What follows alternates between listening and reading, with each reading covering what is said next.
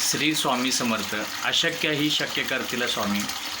वक्रतुंड महाकाय सूर्यकोटी समप्रभ निर्विघ्नं कर्मे देव सर्व कालेषु सर्वदा.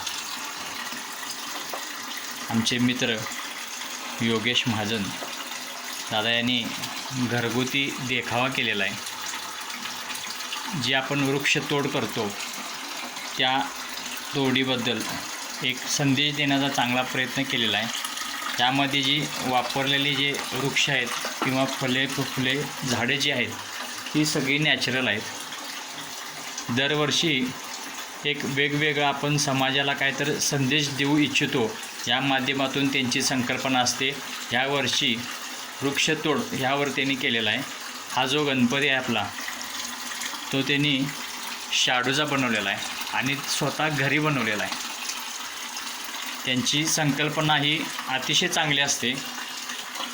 अशा या योगेश दादांना खूप खूप शुभेच्छा. येणाऱ्या काळामध्ये आपल्याला जर निसर्गाचा समतोल राखायचा असेल तर आपण वृक्ष लागवड जी आहे ती केली पाहिजे आणि होणारी वृक्षतोड आहे ती कुठं तर थांबवली पाहिजे.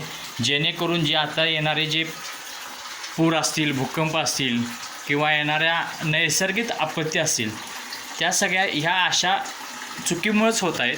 आपल्याला जर निसर्गाचा बॅलन्स ठेवायचा असेल तर आपल्याला पहिल्यासारखं जे पूर्वी चालत आलं होतं तसंच आपल्याला जीवन चांगलं जगायला पाहिजे.